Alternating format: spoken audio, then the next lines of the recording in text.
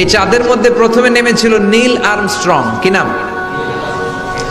মহাকাশে যাওয়ার আগে তার আগে কুকুর পার্টি ছিল একটা, নাম হচ্ছে কি লাইকা। লাইকা নামে একটা কুকুর পাঠিয়েছে যে মরলে আগে কুত্তায় মরুক, আমরা বেঁচে থাকি, ঠিক কি না? নাসার বিজ্ঞানীরা আগে কুকুর পাঠিয়েছে, পাঠানোর পরে দেখেন সে বেঁচে থাকে না। কারণ আপনি মাধ্যাকর্ষণ শক্তির বাইরে গেলে ওখানে কোনো বাতাস নাই, ওখানে কোনো আওয়াজ নাই, ওখানে কোনো অক্সিজেন নাই, বাঁচার পরিবেশও নাই। চিল্লায় বলেন ঠিক কিনা? তারপর গেল ভ্যালেন্তিনা তেরেস্কোভা, প্রথম নভোচারী।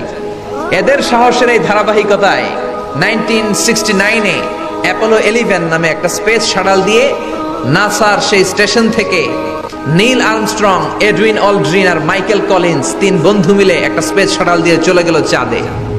চাঁদে তারা নামলো, দীর্ঘ সফর, প্রচন্ড ক্ষুধা, খাওয়ার কিছু নাই, পকেটে ছিল চকলেট, চকলেট তারা খেলো। ইউনাইটেড স্টেটস অফ আমেরিকার পতাকা তারা সেখানে গেড়ে দিল। নীল আর্মস্ট্রং খেয়াল করে দেখে চাঁদের এই মাথা থেকে ওই মাথার মাঝখানটাতে ফাটা। ফাটিয়েছে কে? চিল্লায় বলেন কে? সে পরবর্তীতে পৃথিবীতে এসে বিশ্বনবীর বায়োগ্রাফি করে জানতে পেরেছে এটা বিশ্বনবী আঙ্গুলের ইশারায় ফাটিয়েছিলেন। পড়েন আল্লাহু আকবার। আবার চাঁদের মধ্যে সে একটা মিউজিক শুনতে পেল। কি শুনতে পেল?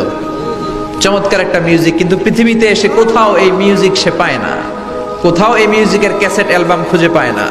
পরে আমেরিকার একটা প্রেয়ার হলের পাশ দিয়ে সে হেঁটে যাচ্ছে, হঠাৎ দেখে ওই মসজিদের ভেতর থেকে ওই মিউজিকটা বাজে যেটা সে চাঁদে শুনেছে। মসজিদে ঢুকে দেখে একজন লোক কানের মধ্যে দুই হাত দিয়ে এই মিউজিকটা বাজায়। আসলে এটা কি মিউজিক না আজান? চিল্লায় বলেন মিউজিক না আজান? সে ভিতরে ঢুকে মুয়াজ্জিনরে বলে, তুমি এত বড় সিঙ্গার, এত বড় মিউজিশিয়ান, তোমার গান, তোমার মিউজিক চাঁদেও বাজে, কি এটা? সে বলল, এটা গান নয়, এটা মিউজিক নয়, এটা হচ্ছে আজান। চিল্লায় বলেন ঠিক কিনা? সে আজানের ধ্বনি আজও আছে না নাই? কিন্তু এক দলের আজানের ধ্বনি ভালো লাগে না, এরকমও আছে না নাই? কোরআন ভাল লাগে না, আছে না নাই? ইসলাম ভাল লাগে না, আছে না নাই? বিশ্বনবীকে গালি দেয়, এরকম আছে না নাই? বিশ্বনবী গোটা বিশ্বকে শিখিয়েছে সভ্যতা, সংস্কৃতি, সিভিলাইজেশন। এই মহান মানুষটিকে যারা গালি দেয় এরা মানুষ নয়, এরা পশু, এরা পিতৃ পরিচয়হীন জারদ সন্তান। চিল্লায় বলেন ঠিক কিনা? আপনি ব্রিটিশ মিউজিয়ামে যদি ঢুকেন দেখবেন সাদা পাথরের ফলকে লেখা, as a father, as a teacher, as a law giver, as a law maker, as a reformer of the society, Muhammad is the superman of the world. চিল্লায় বলেন আল্লাহু আকবার।